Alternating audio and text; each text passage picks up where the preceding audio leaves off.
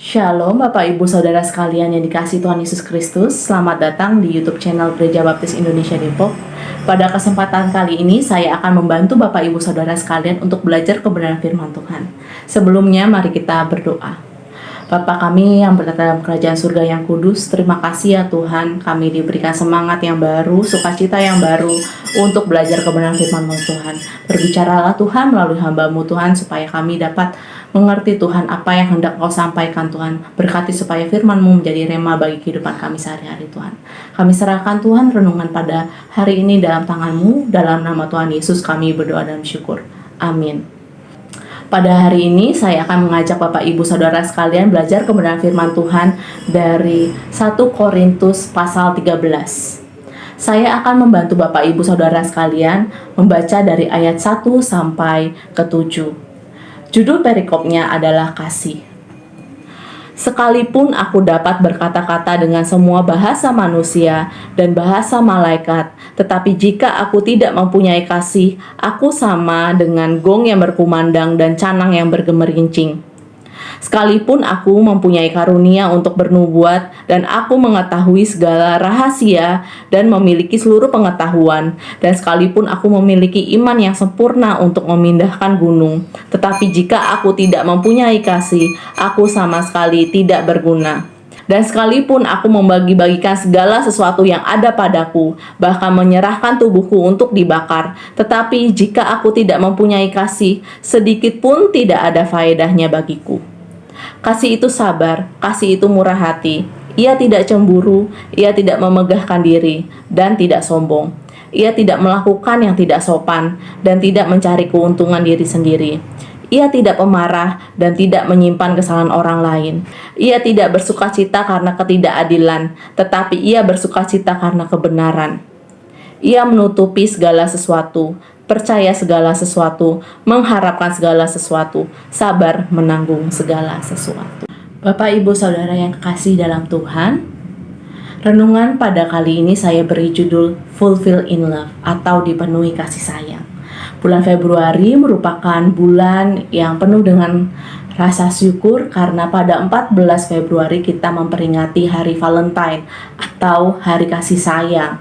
Untuk orang-orang yang memiliki pasangan, entah itu pacar atau sudah menikah, pasti merayakannya lebih bersukacita lagi karena bisa saling berbagi kado, memberikan coklat, ataupun memberikan bunga. Sedangkan mungkin untuk orang-orang seperti saya yang belum memiliki pasangan, rasanya Hari Valentine itu sama seperti hari-hari biasanya. Tetapi yang paling penting dalam kehidupan berelasi dengan orang lain adalah hubungan yang dipenuhi dengan rasa kasih sayang atau fulfill in love. Bagaimana cara mewujudkan hubungan yang seperti itu? Seorang konselor pernikahan, Gary Chapman, memiliki teori. Jika ingin memiliki hubungan yang dipenuhi oleh kasih sayang, maka semua orang perlu mengetahui bahasa kasih dari pasangannya. Ia menulis teori yang berjudul 5 Love Language. Jadi setiap orang itu memiliki bahasa kasih yang berbeda-beda berdasarkan 5 pembagian kategori. Kategori yang pertama adalah act of service. Jadi orang-orang yang memiliki bahasa kasih act of service menganggap bahwa tindakan lebih besar daripada memberikan hadiah. Sebagai contoh, seorang ibu rumah tangga yang memiliki bahasa kasih ini merasa sangat dikasihi oleh suaminya jika suaminya yang setelah bekerja seharian di kantor sudah berlelah-lelah pulang, tetapi tetap mau membantunya untuk mengurusi urusan rumah tangga. Ada juga orang yang memiliki bahasa kasih receiving gift.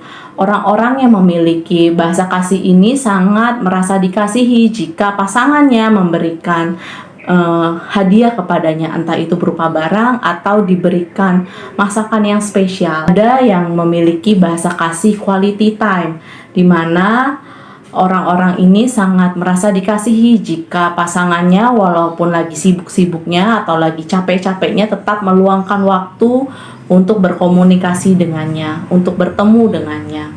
Ada juga yang punya bahasa kasih word of affirmation, di mana orang-orang yang memiliki bahasa kasih ini merasa sangat senang jika ia diberikan apresiasi, ya, kamu cantik sekali hari ini, ya, kamu keren banget hari ini, berikan pujian, lalu juga diberikan puisi-puisi romantis. Lalu ada juga bahasa kasihnya adalah physical touch, di mana mereka sangat merasa dikasihi jika ada sentuhan. Seperti kalau dia sedang sedih, mungkin dia butuh dipeluk, butuh dibelai rambutnya, atau saat berkencan dia lebih senang jika bergandengan tangan dengan pasangannya gitu ya. Tapi apakah teori Chapman ini 100% benar? Ya belum tentu juga kalau dilakukan dengan tidak tepat. Sebagai contoh, ada seseorang yang memiliki bahasa kasih receiving gift, lalu pasangannya ini meluangkan waktu untuk membuat bekal bagi pasangannya gitu ya. Tetapi sayangnya dia tidak bisa memakan bekal itu dan akhirnya menjadi kecewa karena pasangannya itu masakin dia seafood, padahal si orang ini alergi seafood. Jadi ya kebutuhan kasihnya tidak dipenuhi juga gitu ya.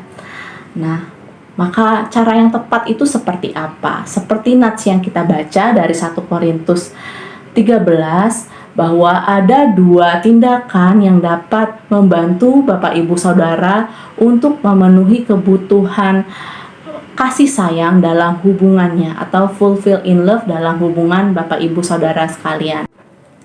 Dalam 1 Korintus 13 ayat 1-2, tindakan yang tepat untuk memenuhi rasa kasih sayang dalam hubungan atau fulfill in love adalah mengutamakan kasih. Ya, Bapak Ibu Saudara sekalian pasti memiliki harapan, cita-cita, pencapaian diri, ingin menunjukkan pencapaian dalam sebuah prestasi. Ya memang itu adalah hal yang penting. Tetapi jangan lupa pada saat kita mengejar cita-cita, ingin meraih prestasi, pencapaian diri, kita juga harus memperhatikan orang-orang yang kita kasihi. Jangan sampai pada saat kita sibuk bekerja dari Senin sampai Jumat, rasanya waktu Sabtu dan Minggu itu istirahat di rumah. Tetapi ada istri dan anak-anak juga pengen dong di hari libur diajak jalan-jalan. Lalu juga ada yang sibuk dalam mengerjakan proyeknya sehingga harus lembur. Lalu juga jarang bertemu orang-orang di rumah, tapi sulit untuk dihubungi, di WA nggak dibales, lalu nggak menanyakan kabar pasangan gitu ya. Makanya setiap orang harus mengutamakan kasih. Kalau kita tidak mengutamakan kasih, hubungan menjadi membosankan. Bahwa pacar kita atau pasangan kita akan merasa tidak perhatian lagi. Lalu yang kedua, sikap yang utama untuk memenuhi kasih sayang dalam hubungan adalah di ayat 4-7. Orang yang ingin mengupayakan hubungannya penuh dengan kasih harus berubah karena kasih. Saat kita menjalin hubungan dengan orang yang kita kasihi, pasti kita terpengaruhi oleh sifat-sifat pasangan kita. Baiknya yang dipengaruhi adalah sifat-sifat yang positif. Ya mungkin dulu waktu masih lajang, bangunnya siang, tapi ketika menikah, bertemu dengan pasangan yang produktif dari pagi hari, jadi akhirnya bangun lebih pagi lagi. Dulu ketika lajang, ada yang suka sekali boros, ya lihat barang yang lucu, yang menarik sedikit langsung dibeli gitu ya. Tapi bertemu dengan pasangan yang hemat, ya akhirnya mau nggak mau yang awalnya apa-apa pengen dibeli, jadi memikirkan ulang, jadi beli barang berdasarkan fungsinya saja. Atau ketika dulunya lajang, gak bisa masak, lalu pasangannya request, pengen deh dimasakin sama kamu gitu ya, mau gak mau ya akhirnya belajar untuk masak. Mari Bapak Ibu Saudara sekalian, kita miliki sikap mengutamakan kasih dan berubah karena kasih untuk membentuk hubungan yang fulfill in love, dipenuhi rasa kasih sayang, sehingga menciptakan relasi yang harmonis dengan orang-orang yang kita kasihi. Tuhan Yesus memberkati.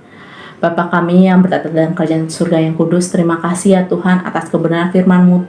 Kami belajar Tuhan bahwa kalau kita ingin menciptakan hubungan yang penuh dengan kasih sayang, dengan pasangan, dengan keluarga, dengan sahabat, kami harus berupaya untuk mengutamakan kasih dan juga berubah karena kasih.